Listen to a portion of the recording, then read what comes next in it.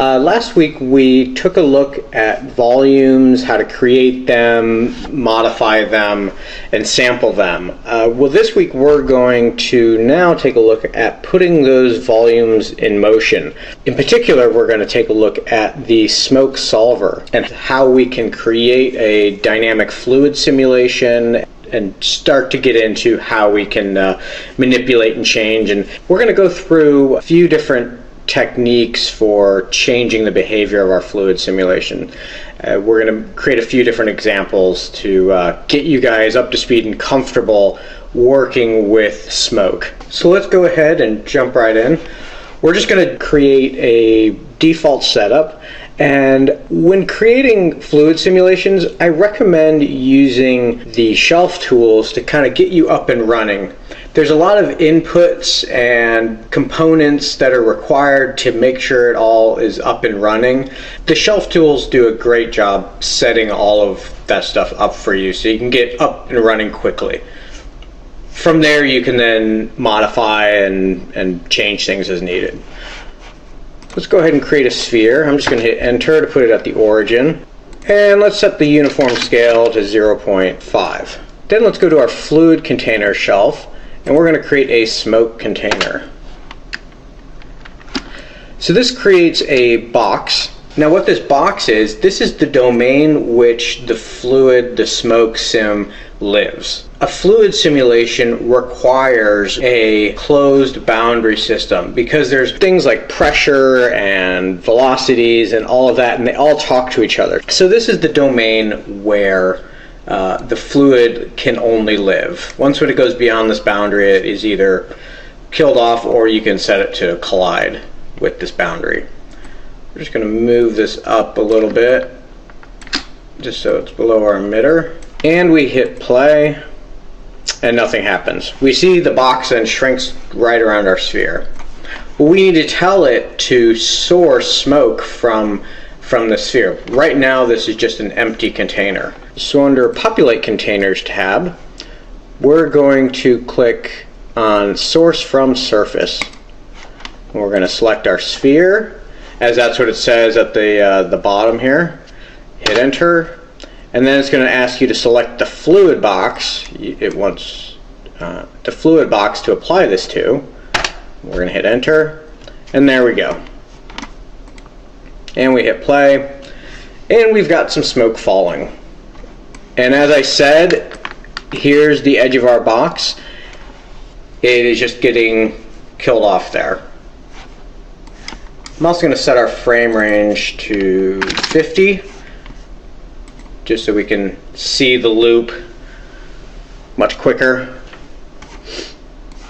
Now we're going to dive in and take a look at what these shelf buttons have created for us.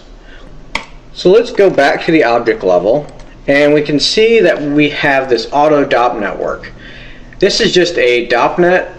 It puts auto in front of it just to let you know this was automatically created, or that's just the default name. So we can dive inside here. Now these nodes, are the wiring, or the arrangement of the nodes we can fix by hitting the L key in the network editor, and that'll arrange them a bit nicer. Now the way DOPS works is whatever type of simulation you're doing, whether it's a fluid simulation, a cloth simulation, a rigid body simulation, you need to have an appropriate object. So for creating smoke, we have our smoke object. Now what this is this object, it's essentially it starts off as an empty container. This object here puts a bunch of data in this container, which is appropriate for the type of simulation. They all start off with an empty container. So this smoke object is assigning all the necessary data in order to initialize this smoke solver. The smoke solver is the engine behind the simulation. This is responsible for doing all the computations and making sure that things behaving the way it should. Now you'll notice a lot of these DOP nodes are in blue letters, which means these are actually digital assets. So our smoke object, you can go inside if you wanted to, and you can see an empty object. And then there's this smoke configure object, And again, this is in blue letters, so you can jump inside there. And you can see this is where all that data is getting initialized. All the fields are getting created that are necessary to get the smoke solver up and running. So we can jump back out. That gets fed into the smoke solver. And again, this turns into a bit more of a beast for all the different steps. But the great thing is you can dive into this if you really want to see how it's getting this data, creating data, and modifying it to create fluids. And you can see that these are all what are called microsolvers. These microsolvers are the low-level nodes, and putting all these together is creating the smoke solver.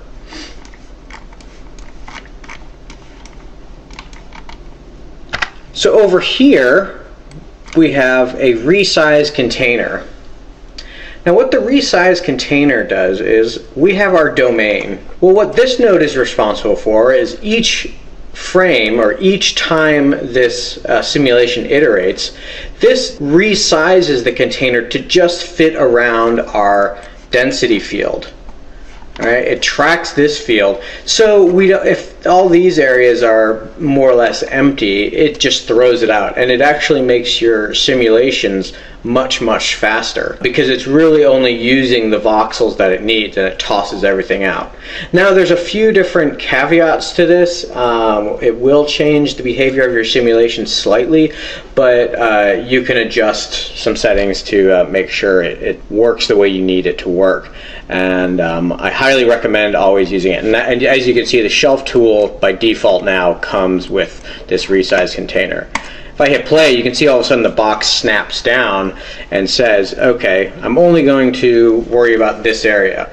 But this resize container can grow to be as large as this domain here. This is like your maximum bounds. This guy here is responsible for bringing in our source. Our sphere has a few different fields or volumes attached to it, so it knows what to do. It has a temperature, a velocity, and a volume or a density field, and that's being plugged into this input. Now we'll get more into what these various inputs are, but generally speaking, with any solver, the gray input is for the object. Then these green inputs are more ways that you can modify the behavior of the smoke solver. If you middle mouse on them, you can see each one, depending on where you plug it in, is responsible for a different step in the solve. Now again, we'll break this down a bit further soon.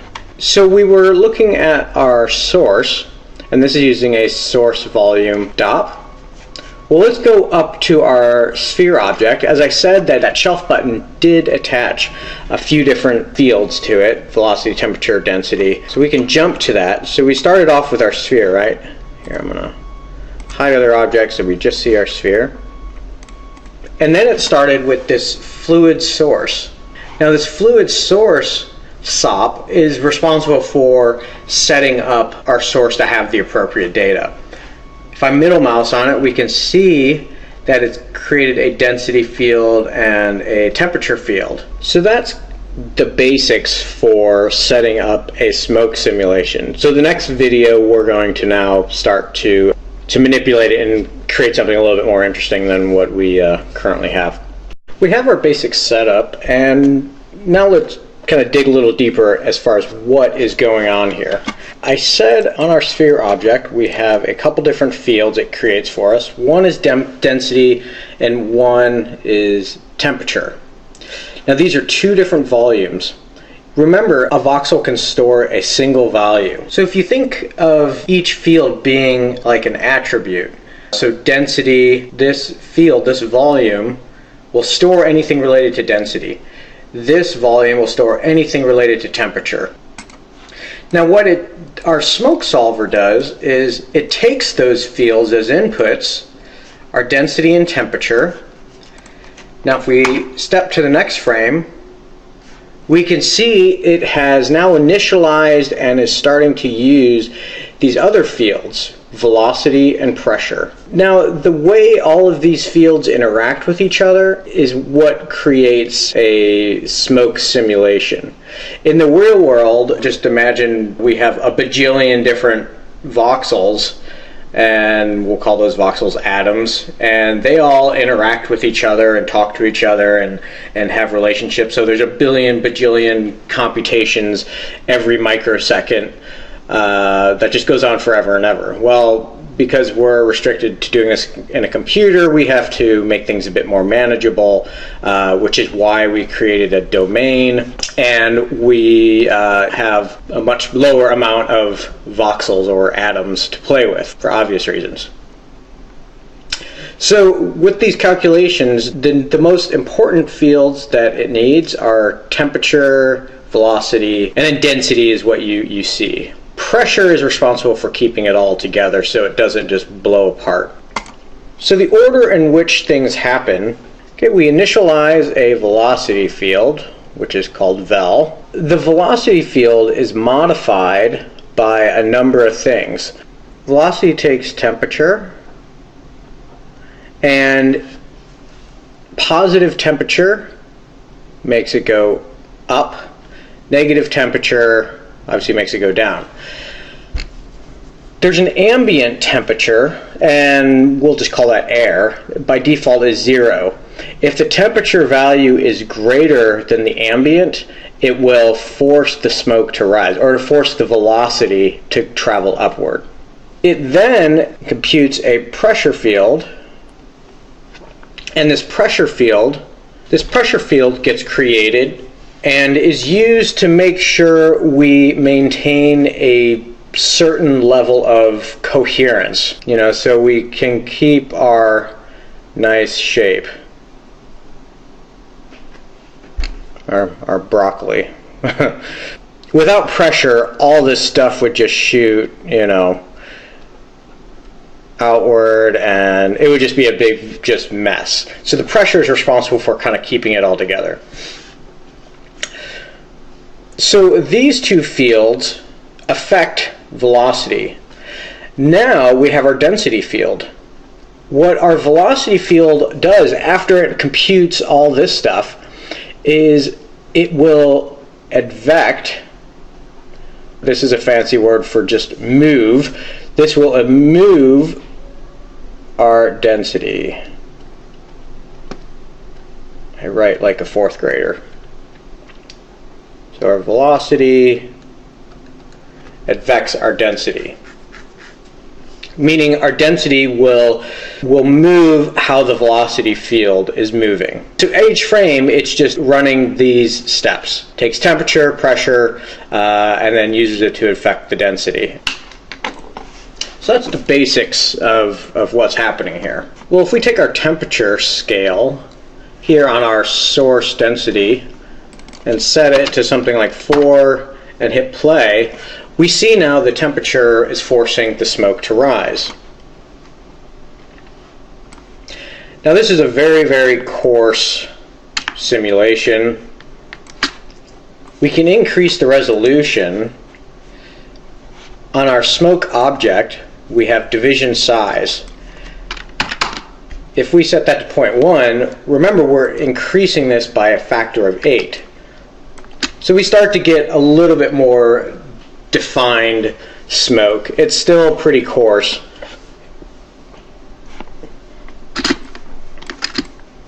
But that's just modifying temperature.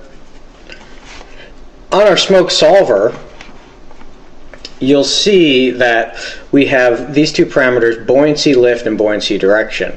Buoyancy direction is responsible for the direction which temperature rises, so to speak. So typically it's always just going to be, it just rises up in Y. Buoyancy lift basically is the same thing as scale temperature. It's just a multiplier. If I were to put 10 in here, let's start it over. It's going to do the same thing if we were to put, well, I scaled that up by 2, so if I scale that up by 2, yeah, we have pretty much the same exact thing. So know that with, you know, the solver, there are a couple areas which you can manipulate values and you'll have about the same effect. Now I want to increase the domain of our fluid box. Now you can do it with these handles here, and you'll see it'll modify over here. But I want to actually increase the size to 10. We'll lift that up to about there. Now when we hit play, now as it currently is, our smoke will just keep traveling. We have a couple other things. Cooling rate. This is how fast the temperature will cool to 0. So if we were to set this to 0.99, you could see our temperature, it'll rise fast, but then it'll quickly cool down to 0. You set it to something like 0.1, that means it's going to remain a high temperature for longer. Only 10% of the temperature value will decrease every second. Now you also have this temperature diffusion. This is how quickly this temperature it's basically just doing a blur. It kind of will blur everything together over time. So if you turn that up a lot more, everything kind of mushing together. Right now we are just viewing or visualizing what the density looks like. Now we have the ability to look at what these other fields look like. So if we look at the smoke object under the Guides tab, Visualization, uncheck Multi-Field. If we want to look at what the temperature field looks like, hit play. Now right now it just looks really, really hot. We can remap that. So we have temperature field. If you go to the Temperature tab, so right now it's orienting the plane on an XY plane. You could change that to YZ plane if you want to see. And this is just showing us a cross section. Now right now it's just doing this color ramp based on the values between 0 and 1. If we do 0 and 6, you can see you get a bit more range, and you can see that clearly you know, it is cooling off over time. So this is what our temperature looks like.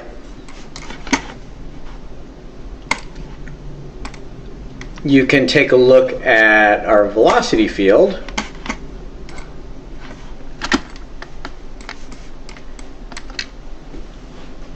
And this is generally what the velocity directions look like. And again, the color, you can go to the Velocity tab and, you know, modify the color lookup. You can set it to a different, you know, black body, and this is measuring the speed. So that kind of covers, here, let's turn multi-field back on. That covers just kind of the basics. The next video we're going to manipulate and start adding some turbulence and things like that to change our behavior.